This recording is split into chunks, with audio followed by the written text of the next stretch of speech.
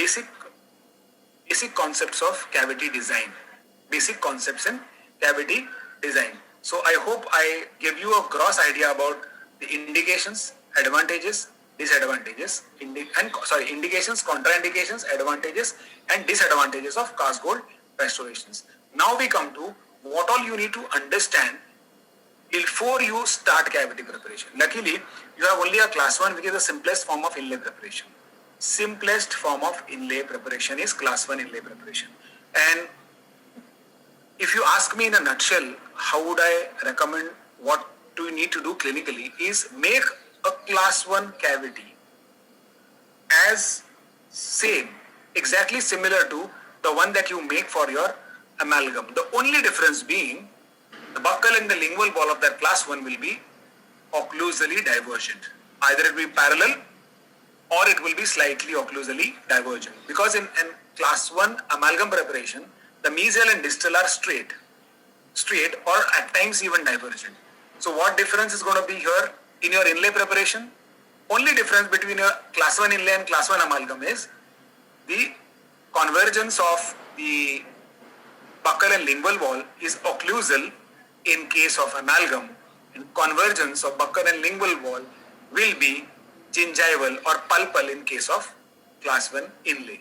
So we come to that convergence and divergence here in the form of taper. That phenomenon of divergence and convergence is described in theoretical terms as taper. Definition of taper is slope or angulation given to the cavity wall with respect to the line of draw in axial direction. Simple words, sounds weird initially, but once you understand, it's nothing, it's very simple. It's a slope or angulation given to the cavity wall with respect to the line of draw in axial direction. See, we'll go word by word. Slope or angulation. You understand it is a slope given to the cavity wall. That is simple. It's slope or angulation with respect to the line of draw in the axial direction. With respect to, this is parallelism, 0. Okay. And taper given in inlay is 2 to 5 degrees. Slight taper, very slight taper, 2 to 5 degree. Now, how do you calculate that 2 to 5 degree? It's because to have an angle, you need to have 2 lines, correct? So one line is your taper, one is another line against which this angle will be measured is this line of draw. This line of draw. Now coming to the basic definitions back again. Inlay is an intracoronal restoration. Inlay is an intracoronal restoration. Cavity wall must diverge. Cavity walls must diverge occlusally. In case of inlay, the cavity walls will diverge occlusally. And in case of an onlay, which is an extracoronal restoration, the cavity walls will converge occlusally. So, intracoronal restoration, diverge. Extracoronal restoration, converge occlusally. Like this. Occlusal side, gingival side. For an intracoronal restoration like an inlay, the cavity walls occlusally diverge, and for extracoronal restoration like an onlay, occlusal side, it has to occlusally converge. Now coming to the line of draw. Line of draw. Here is again the similar example of intracoronal restoration and extracoronal restoration. This is an inlay, this is a crown and an onlay. Inlay, you have this wall, this parallel wall and this facial wall is suppose. Okay, this is the taper given to the wall. This is inclination or angulation given to this cavity wall. This is called as taper, and this is the palatal wall or parallel wall of the preparation. This is inclination or angulation given to the wall. If you go down at some imaginary point, these 2 lines will meet. The point at which these 2 lines will meet, they will form an angle. These 2 tapers will form an angle here. If you bisect that angle, that line which bisects this angle is called as a line of draw. This is the theoretical importance of this line. Now I'll tell you what is the practical example.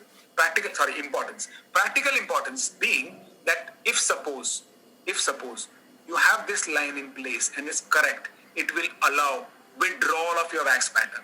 What is withdrawal of the wax pattern? As I showed you initially in a clinical case, what do we do in this cavity? We place molten metal in the cavity. Molten wax into the cavity. Molten wax goes into this cavity, solidifies. After it solidifies, we have to pick it up. We have to take it out of that cavity. So what should be the angle at which we take it out? If suppose I use this angle to take it out, I am causing distortion of the wax. If I use this angle to take it out, I am causing distortion of the wax here. So what I'm supposed to do, I'm supposed to withdraw it with this angle. So that is the line of draw of the wax pattern is called as line of draw. Okay, how the line of draw is decided? Continue the taper, form an angle, bisect it, and then line of draw is decided. Once you take out the wax pattern from the cavity and invest it, cast it, finish it, you will have to subsequently seat your casting here. So the seating of the casting again will happen parallel to or along the line of draw itself. So that is the importance of line of draw. And for extra coronal restoration like an onlay or a crown, the line of draw is reversed, it occlusally converges. Here the angle forms gingivally or cervically. Here the angle forms coronally. Purpose of taper. Why taper is given? You understand this. This is the tooth preparation. Inlay has to go in.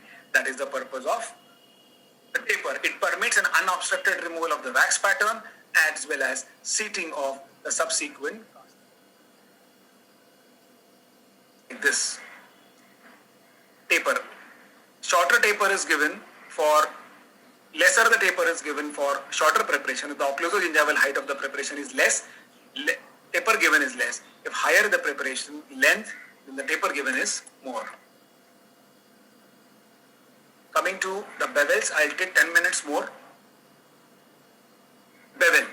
This you need to understand and remember also. Bevel is inclination given to the cavosurface margin. Inclination given to the cavosurface margin. According to the shapes and types of tissue involvement, there are 6 types of bevel. You see this, in amalgam this is 90-degree joint. In your inlay preparation, you are supposed to do like this, take a flame shape and bevel the surface. How do you do that? See, this is the type of bevel. Partial bevel covers partial part of the enamel only. Short bevel, complete enamel is covered. Long bevel, complete enamel as well as part of dentine is covered. Usually we give this bevels in the clinics. Full bevel is simply a taper. Okay, nothing but taper. The whole inclination given to the wall.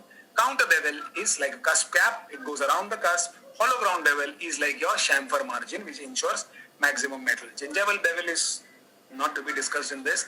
Functions of the bevel. If the examiner asks you, why do you want to give a bevel?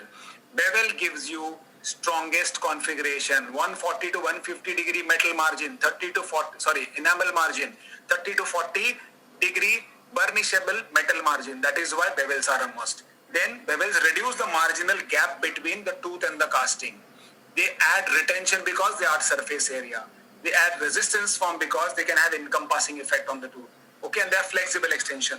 If suppose a small enamel caries exists, you don't extend the whole cavity into that area. Only go widen the bevel. So flexible margins. I've taken out a few photographs, but the time is not permitting me for this. Okay, so how do you do that? You use specialized burrs. Tungsten carbide burrs. These are friction lock. Just get your burrs approved from staff members before you select your burr for preparation. Okay, this is how your preparation looks like. After the final tooth preparation, take any of these or your regular instrument that you use and apply some separating media. After the separating media is applied, put molten wax into it, inlay wax, and then after carving is done, attach the sprue, give a reservoir like this, 45 degree. Attachment of the sprue should be 45 degrees or thickest portion. Thickest portion usually is your central pit. Okay? Wax pattern is obtained. After the wax pattern is obtained, it is mounted into this casting ring. These are the casting rings. This is a crucible former. And then the sprue is mounted on it and sealed on one side. Investment material is put. Then investment material is put inside there. And this are the electrical furnaces in which it is dewaxing is done. After dewaxing, this is the centrifugal casting machine. In this area, the metals are kept and they are molten with the flame. Oxyacetylene torch is used to, this is the molten metal, and now molten metal once forced into the mold, it gives you a casting like this. After that, finishing procedures are done, and this is the final cementation of the inlay which is done. We'll conclude in a minute or so. I will just take one last thing here. I think I have 5 minutes more here. So I will have to have a small discussion with you about how to decide an outline form of your preparation. Okay, when you have your tooth in front of you, now examiner tells you, take so and so tooth. How do you decide? You have to decide about two outline forms, internal outline form as well as the external outline form. External outline form is almost similar to the amalgam, but bevels make it slightly wider. That is the only difference here. An internal outline form, concept of taper has been explained already. So the pulpal floor is positioned 1.75 to 2 mm deep or 0.5 mm into the D junction. All line angles are well defined and rounded. Now suppose this is the tooth given to you. What you need to do, any tooth preparation that you plan for, any cavity preparation for any materials, first study the roadmap. The roadmap is the pattern of the grooves and the fissures that is given to you. You don't decide, you don't have a one size and one shape fits for all outline forms in any case. You have to take the tooth as it comes. Okay, study the outline of the fissures properly. These photographs I have picked up from an article which has come out for developing algorithms for artificial intelligence to develop cavity forms. But we can very well implement it clinically yourself when you go to pre-clinics as well as when you come to the clinics. Okay, study this carefully. You can actually draw this with your lead pencil in your how that person is drawing the lines here. So this is a gross form of your groove and the fissures are following there inside, right? So now what you do, your outline form never can have such edgy appearance, right? So your outline goes like this, a smooth outline form, curvy, smooth, without any acute bends. This is a reasonable outline form. You see that all fissures are covered, no acute angulation, no abrupt changes, flowy, smooth, curvy, always going around the cusp, not compromising the marginal ridge, going around the cusp here, going around the cusp, not compromising the integrity of the marginal ridge, flowy, involving all surfaces. Burrs used are like this, 271 and 169L, but these are usually available in friction grip. The last type design that you use, you need to find out whether they are available. Okay, this is how it works. Your amalgam burrs are straight or having inverted cone appearance, they are divergent towards the tip. Resistance and retention form for class 2. Pulpal floor perpendicular to the line of occlusal forces. Remember that. Rounded line angles. Retention is primarily obtained. Viva question, very common. What is the primary retentive features in cast gold? Many people answer this cement and that cement is wrong. Primarily, cast gold restorations rely upon the tooth preparation features for their retention. The luting cements provide additional retention, which is secondary in nature, and type of the choice of material for cementation is usually the resin cement, which are most retentive. Convenience form, it provides accessibility and visibility required for all the operative procedures like tooth preparation, fabrication of a wax pattern, withdrawal of the pattern, seating, finishing and polishing of the casting. Occlusal divergence given